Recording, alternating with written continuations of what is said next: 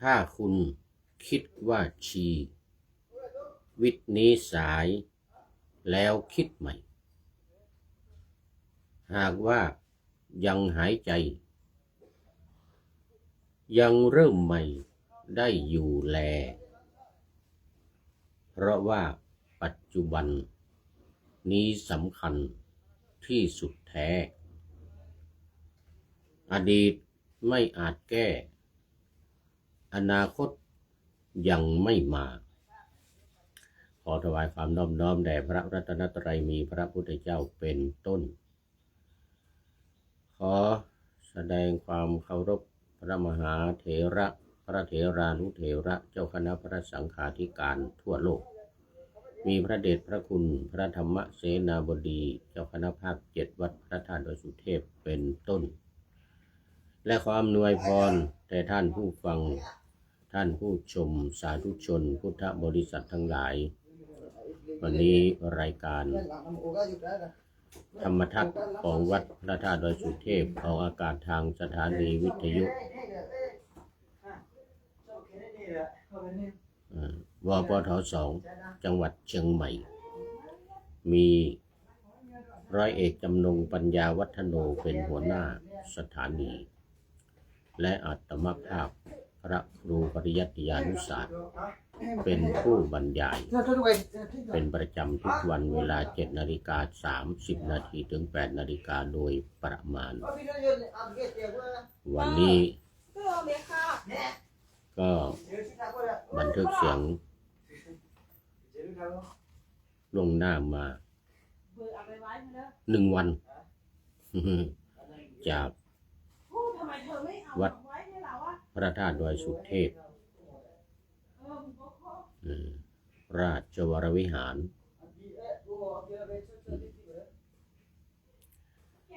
มีพระเดชพระคุณหลวงพ่อพระธรรมเสนาบดีเป็นเจ้าคณะภาค7และเป็นเจ้าอาวาสวัดพระธาตุดอยสุเทพ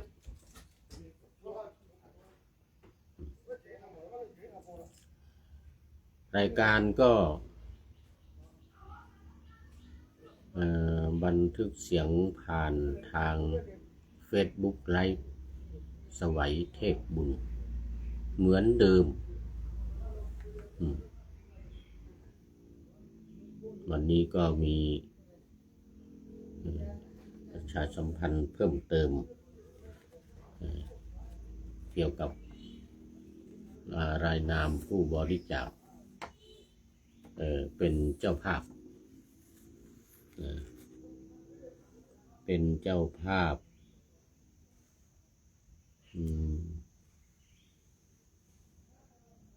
การ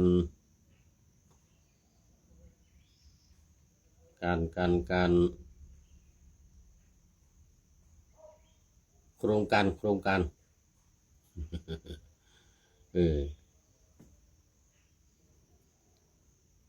อบรม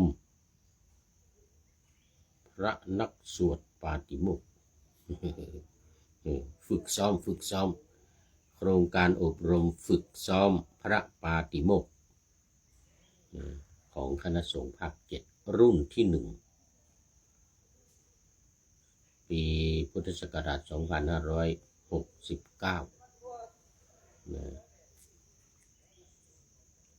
และอบรม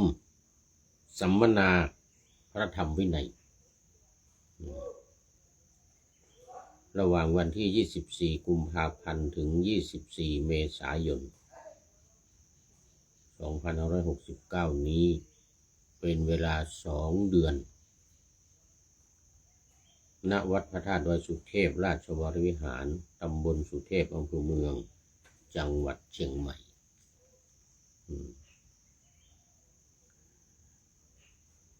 มีท่านอาจารย์พระมหาสกุลวิโรจนกิตติปริญญาธรรม9 ประโยคเป็นประธานดำเนินการเป็นหัวหน้าพระวิทยากรในการ อบรมสอบการฝึกซ้อมสอบที่พระปาติโมกข์ฝึกซ้อมเนี่ยแล้วก็มีทีมงานคณะวิทยากรคือพระมหากิตติพงษ์ฐานะกโรประเรียนธรรม9ประโยควัดพระธาตุศรีจอมทองพระมหาสุรสิทธิ์ฉันทสาโรประเรียนธรรม9ประโยควัดสวนดอกพระมหาวันชัยฉันทสะโคประเรียนธรรม9ประโยคนี่วัดพระธาตุดอยสุเทพ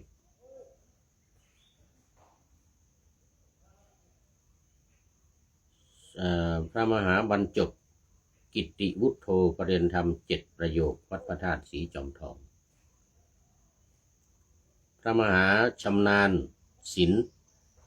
ธรรมวโรประเรียนธรรม7ประโยควัดพระธาตุศรีจอมทองพระนาทีกตปุญโยวัดพระธาตุศรีจอมทองและ7พระนพรัตน์สิริมังคโลวัดพระธาตุศรีจอมทองวันนี้พระธาตุศรีจอมทองครองพื้นที่เลยประเรียนธรรม9ประโยคประเรียนธรรม7ประโยคแล้วก็ไม่เป็นประเรียนอีก2รูปสวดพระปาติโมกข์เก่งๆกันทั้งนั้นเลยนี่ก็ขอบคุณคณะวิทยากรทุกรูปไว้ณที่นี้เป็นอย่างยิ่งแล้วก็ท่านญาติโยมที่จะร่วมบริจาคเป็นเจ้าภาพถวายภัตตาหารเช้าเพล 3,000 บาทน้ำปานะ 1,000 บาทรวมเป็น 4,000 หรือตามเจตนาศรัทธา100 200 300 500 1,000ก็ไม่จำเพาะเจาะจงตามเจตนาศรัทธาก็กรุณาได้ติดต่อเข้ามาที่ท่านอาจารย์พระมหาสกลบุตริวิโรจนกิตติประเรียนธรรม9ประโยคเลขานุการพระเดชพระคุณหลวงพ่อพระธรรมเสนาบดีเจ้าคณะภาค7ที่หมายเลขโทรศัพท์0918599053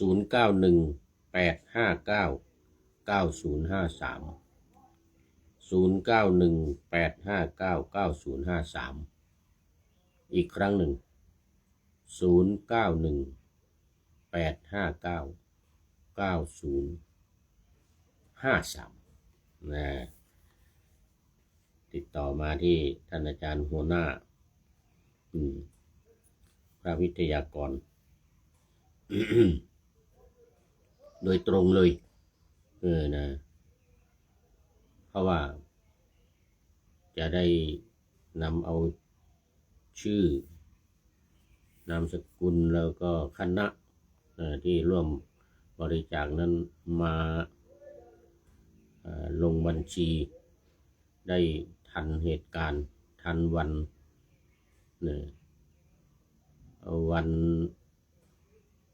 ถวายภัตตาหารเช้าเพลวันถวายปานปานะอย่างวันนี้ก็มีรายชื่อเจ้าภาพมาอนุโมทนาอาจารย์พระมหาสกลก็อยากจะให้มาร่วมมาเห็นมาประเคนมาฟังการอนุโมทนาให้พรสวดถวายพรพระสวดอย่างวันนี้นี่สวดธรรมนิยามด้วยพระโยมที่มาเป็นเจ้าภาพ โยมที่มาเป็นเจ้าภาพนั้นอุทิศส่วนกุศลให้แก่ผู้ล่วงลับเป็นบรรพชนผู้ล่วงลับไปก็ทางคณะสวดก็สวดธรรมนิยามให้เลยแล้วก็ถวายพรพระนะเราโมทนาก็ขอเชิญได้ติดต่อเข้ามาที่เดี๋ยวโอนปัจจัยเข้ามาที่ธนาคารกสิกรไทยวัดพระธาตุดอยสุเทพหมายเลขบัญชี211286698เพราะว่าท่านไม่สามารถที่จะมาด้วยตนเองได้ก็ตามอัธยาศัยอาจจะไม่มีเวลามาในวันนั้นวันที่เป็นเจ้าภาพแต่อย่างวันนี้นี่เจ้าภาพเขามาวันตรงกับวันตายของผู้ที่อุทิศส่วนกุศลไปให้นะก็ไม่ได้มาก็ไม่เป็นไรหรืออยู่ไกลในต่างจังหวัดต่างประเทศนะต่างจังหวัดต่างประเทศก็โอนเข้ามาบัญชีของวัดพระธาตุดอยสุเทพเลย211286698ธนาคารกสิกรไทย211286698นะก็โหดตามอัธยาศัยหรือจะบริจาคตามเจตนาศรัทธาตามกำลังศรัทธากำลังทรัพย์นะก็ตามอัธยาศัยสำหรับวันนี้คือวันที่11นะวันที่รายการออกอากาศนี้ก็มีเจ้าภาพก็คือพระมหาจอมุงเกลือสิริธรรมโมพระมหาวีรพงศ์อุตตมยาโนพร้อมครอบครัวและคณะศรัทธาวัดดอยแก้วอุทิศส่วนกุศลไปหานายมอเคปูแจ๊นะมอเคปูแจ๊นางเกิดจันปูเงินนางเกิดจันปูเงินอย่างนี้เป็นต้นอย่างนี้เจ้าภาพจะได้มากรวดน้ำฟังสวดถ้าไม่สวดธรรมนิยามก็สวดมาติกาบังสุกุลถ้ามีบังสุกุลด้วยก็สวดมาติกาแต่ส่วนใหญ่ก็ใช้สวดบทธรรมนิยามนี่แหละบทธรรมนิยาม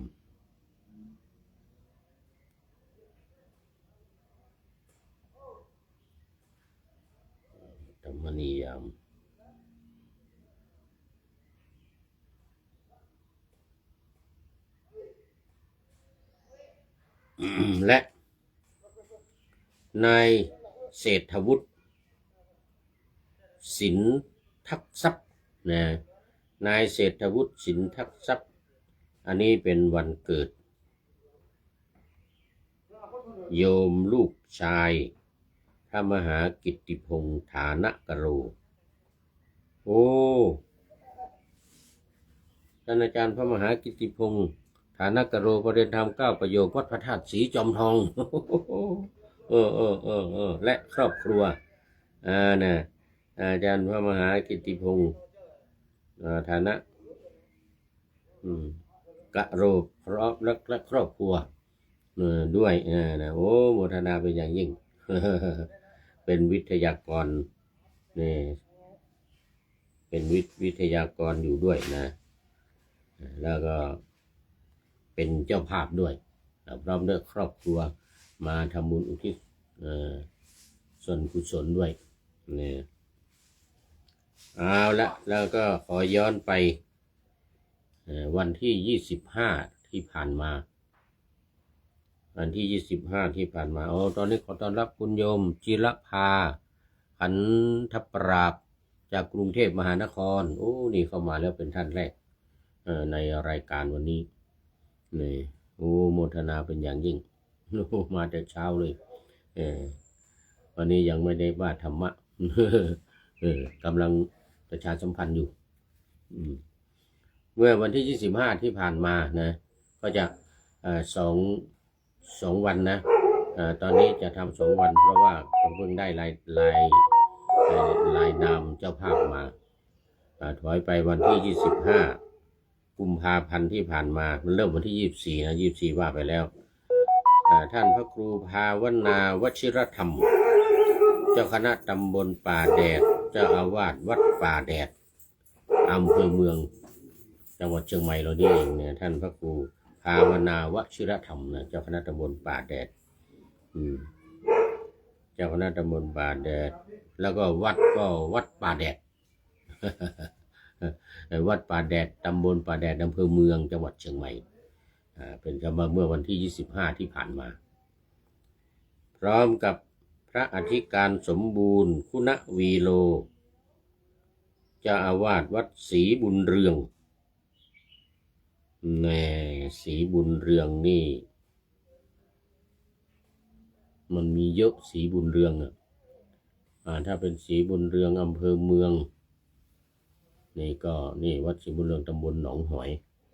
พระอธิการสมบูรณ์คุณวีโลเจ้าอาวาสวัดศรีบุญเรืองไม่แน่ใจว่าเดี๋ยวจะต้องไปถามมา เดี๋ยววันต่อไปก็ไปมาประชาสัมพันธ์เนี่ยวัดศรีบุญเรืองนี่นะ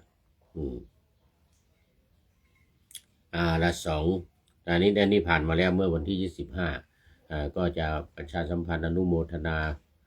ให้กับเจ้าภาพ2 วันก่อนจนหมดไปถึงวันที่28เลยมันเริ่มมา24 25 26 27 28อันนั้นก็24 25เนี่ยว่าไปแล้วเดี๋ยวเหลือ26 27 28ซึ่งมันผ่านมาแล้วจะเอาไปว่าในวันต่อไปเอามาอนุโมทนาในวันต่อไปตอนนี้ก็ขอบคุณและอนุโมทนากับเจ้าภาพทุกท่านทั้งที่เป็นพระแล้วก็เป็นพระแล้วก็เป็นฆราวาสอย่างที่ว่าไปแล้วเมื่อกี้นี้ตอนนี้ขอต้อนรับพระเดชพระคุณหลวงพ่อสุทธิสงึมรำจากจังหวัดบุรีรัมย์มาด้วยพร้อมด้วยหัวใจใสๆสีแดง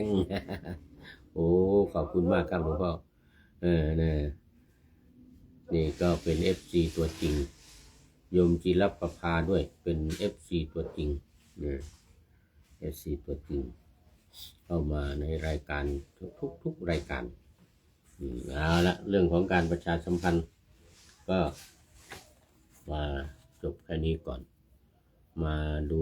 เนื้อหาสาระของธรรมะกันเลยเผื่อว่าวันนี้จะจบว่ามา2-3 วันนะเรื่องนางปตาจารา นางปตาจารานี่นะเมื่อวานนี้ก็เล่ามาถึงตอนที่นางปตาจาราเนี่ยคลอดลูก1 คนได้รับความลำบากมากปกติถ้าอยู่บ้านพ่อบ้านแม่นี่ก็จะมีคนช่วยดูแลในการคลอดลูกในการเป็นอยู่ต่างๆพ่อแม่ส่วนใหญ่เนี่ยคนอินเดียเนี่ยเวลาคลอดลูกนี่จะกลับไปคลอดที่บ้านพ่อบ้านแม่ของตัวเองหรืออยู่ที่บ้านสามีก็มีพ่อแม่พ่อผัวแม่ผัวคอยดูแลแต่นี่อยู่ในป่าไปอยู่กับสามีมีอาชีพเผาถ่านอยู่ในป่าก็มีความลำบากมากนางก็จึงอยากจะกลับไปบ้าน อยากจะกลับไปหาพ่อแม่นะไปหาเงินไปหา ไปหาเงินมาดูแลครอบครัวนี่มีลูกเกิดลูกมาแล้วนี่อืมนะแต่ว่าพอมาเล่ามาถึงตอนที่ว่าเมื่อวานเนี่ยพอกลับไปก็สามีตามไปทันพากลับมาอีกเพราะว่าสามีไม่อยากไปกลัวกลัวจะถูกฆ่าพอไม่ถูกฆ่าก็พ่อแม่จะไม่ให้เข้าบ้านเพราะว่าฐานะไม่เท่ากันตัวเองเป็นคนยากจนเป็นคนอยู่ในป่ามีอาชีพเผาถ่านแต่พัญญาเนี่ยนางวัจจาราเนี่ยเป็นลูกสาวเศรษฐีอยู่บ้านปราสาท7 ชั้นเนี่ยอยู่ชั้น7นู่นเนี่ยอยู่ชั้น7เนี่ยพอแต่เป็นบุพเพสันนิวาสกับเนี่ยกันมาในชาติก่อนปางก่อนก็จึงได้หนีตามกันมาออกจากบ้าน ออกจากในเมืองสาวัตถีมาเนี่ย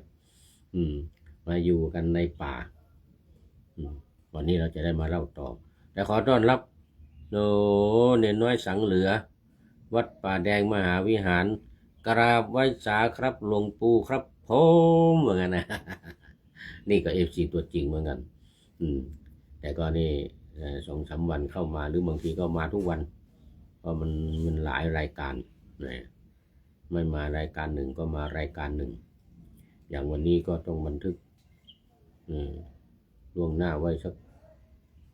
2-3 รายการเลยนะเพราะว่ามันมาเดี๋ยวกลางคืนนี้จะไม่ได้อยู่คืนนี้เดี๋ยวจะไปงานศพนะพ่อแม่ของลุงศักดิ์ที่เป็นยามอยู่บนวัดพระธาตุดอยสุเทพนี่โน่นวัดเสาหินอำเภอเมืองนี่แหละเดี๋ยวตอนเย็นนี้จะไปร่วมงานศพฟังเทศฟังสวดฟังเทศที่วัดเสาหินไปเป็นเจ้าภาพเมื่อวานนี้ท่านพระครูวัชรินทร์ไปเป็นเจ้าภาพไปแทนพระเดชพระคุณหลวงพ่อแต่วันนี้ก็มีไปกันหลายคนเดี๋ยวโยมจงรักโยมจงรักจะไปเดี๋ยวจะไปด้วยกันไปเป็นเจ้าภาพแล้วนั้นคืนนี้จะไม่มีเวลาทำรายการก็จะต้องทำไว้ล่วงหน้าต้องทำไว้ล่วงหน้าอย่างรายชื่อเจ้าภาพที่ว่าเมื่อกี้นี้คือวันพรุ่งนี้นะเจ้าภาพที่ว่าไปเมื่อกี้เนี่ยคือวันพรุ่งนี้วันที่11เอาแล้วช่วงนี้ก็มาเล่าต่อ มาเล่าต่อพออยู่ต่อมาอีกอยู่ต่อมาอีกประมาณปีหรือไม่เกิน2 ปีเนี่ยนะก็ตั้งครรภ์อีกนางก็ตั้งครรภ์อีกมีลูกอีกคนหนึ่งโอ้ข่าวนี้ก็ยิ่งเดือดร้อนใหญ่เลยกระจองงอแงลูกอีกคนหนึ่งก็โตขึ้นมาร้องไห้อีกคนหนึ่งก็อยู่ในท้องก็ใหญ่ขึ้นมาแล้ว7-8 เดือนแล้ว8 เดือน 9 เดือนนะนี่ก็นึกถึงบ้านขอสามีขอกลับไปบ้านเถอะขอกลับไปคลอดลูกที่บ้านเถอะแล้วก็จะมาหาไม่ต้องกลัวจะกลับมาแล้วก็จะเอาเงินเอาทองมาเอาทรัพย์สมบัติเอาอะไรมาอยู่มากินด้วยกันเนี่ยเรามีลูกด้วยกันแล้วไม่หนีไปไหนไม่นี่หรอกเดี๋ยวเอาลูกไว้นี่คนหนึ่งก็ได้นะเอาลูกคนโตนี่ไว้อยู่ที่นี่แล้วก็ฉันจะกลับไปบ้านไปคลอดลูกเนี่ยที่อยู่ในท้องเนี่ยไปคลอดที่บ้านเพราะประเพณีเป็นอย่างนั้นทางพ่อแม่จะได้ดูแลครรภ์ดูแลในเวลาคลอด จะหาหมอตำแยมางั้นนะ หมอตำแยมาทำคลอดอ่ะหมอทำคลอดอ่ะเหมือนกับผู้พูดที่เล่าให้ฟังเมื่อวันก่อนน่ะเนี่ยที่เล่าให้ฟังเมื่อวันก่อนเนี่ยไปหามาตอนกลางค่ำกลางคืนตอนดึกตื่นเลยอ่ะแม่วิจันทร์ไปหาแม่วิจันทร์อยู่บ้านอีกคนละหมู่บ้านอยู่เหนือวัดมาเนี่ยวันนี้ที่เล่าให้ฟังเมื่อวันก่อนนะนี่ก็เหมือนกันนางก็อยากจะไปคลอดบ้านพ่อแม่จะได้ดูแลจะได้ไม่ลำบากเสร็จแล้วเรียบร้อยแล้วก็จะกลับมาหาจะมาหาจะเอาทรัพย์สมบัติเอาเงินเอาทองมาด้วยว่างั้นนะทีนี้สามีก็กลัวกลัวจะถูกฆ่าหรือกลัวไม่ให้อาจจะไม่ได้เข้าบ้านเวลาไปก็อาจจะพ่อแม่ก็จะรังเกียจเพราะมันคนละวรรณะกันเนี่ยเราคนยากคนจนนี่นะแต่ก็คิดว่ากลัวพัญญาไปแล้วจะไม่กลับมาพัญญาเนี่ยจะมาแต่ว่าพ่อแม่ของพัญญาเนี่ยจะไม่ให้มาสิเพราะเขาไม่ชอบอยู่แล้วเขารังเกียจอยู่แล้วนี่จะไม่ให้มามาก็จะมาลำบากคิดว่าคงจะไม่ให้มาแต่พัญญานี่รักกันเชื่อใจกันอยู่ว่าคงจะมาจะอยากจะมาแน่เพราะว่าลูกก็อยู่นี่1 คนนะลูกก็อยู่นี่1 คนตัวเองก็อยู่นี่มันก็ไม่ใช่ว่าไม่มีอะไรกินนะมันก็ยังพอมีพอกินอยู่อ่ะนะเรื่องอาหารการกินเรื่องอะไรมันไม่ลำบากอะไรมาก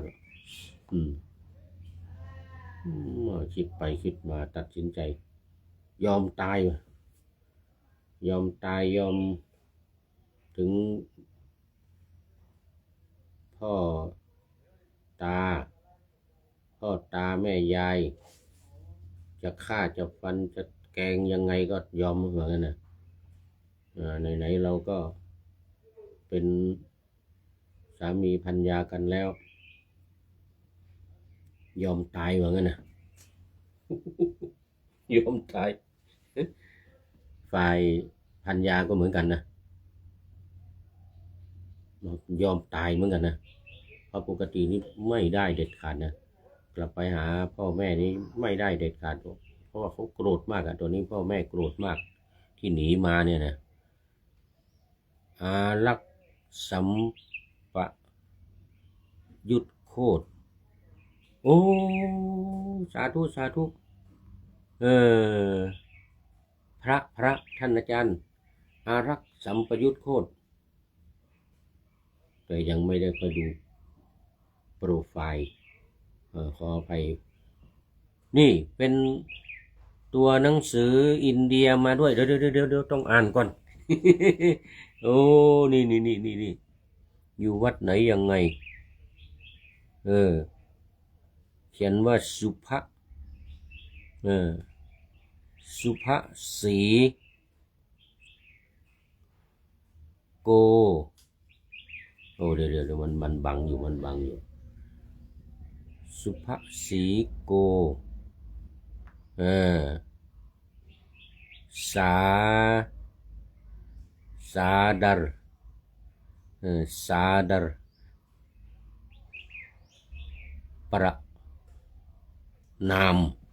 โอ้ประนามสาธุประนามเนี่ยแสดงความเคารพเหมือนกับขอแสดงความเคารพเป็นภาษาฮินดีหรือภาษาเบงกอลนี่ไม่แน่ใจนะความหมายก็คือว่าขอแสดงความเคารพสาธรนี่นะโอ้ประนามประนามะโอ้ แปลได้ไม่หมดขออภัยเป็นภาษาฮินดีหรือภาษาเบงกอลี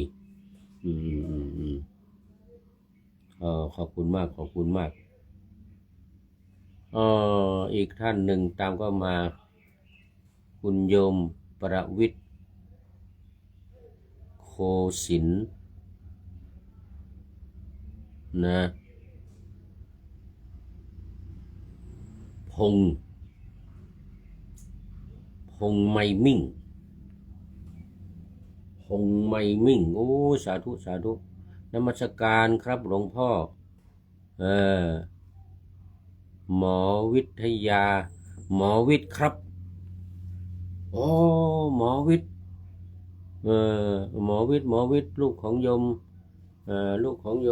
สินธุวงศ์เดี๋ยวกันลืมชื่อไป สาธุโยมหมอประวิตรโยมหมอประวิตรโยมหมอประวิตรโยมแม่อะไรเลยสินธุวงศ์ลืมชื่อไปขอไปประวิตรโคสิน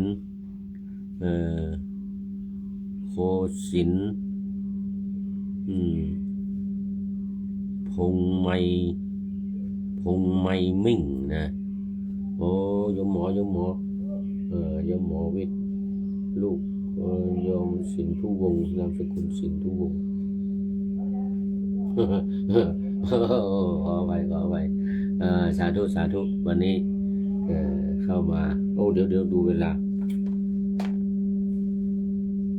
เสียงอะไรดัง17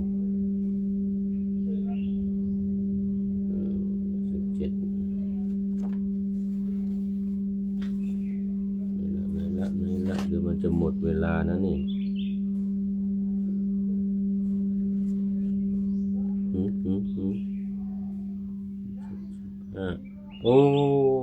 หมดเวลาจริงๆหมดเวลาจริงๆเป็นท่านสุดท้ายเลยคุณโยมหมอโยมหมอประวิตรเป็นสุดท้ายเอาโมทนาเป็นอย่างยิ่งเดี๋ยวต้องไปดูโปรไฟล์ของท่านอาจารย์อารักษ์สัมปยุกโคตรนะโมทนาเป็นอย่างยิ่งเอาแล้ววันนี้หมดเวลามาดู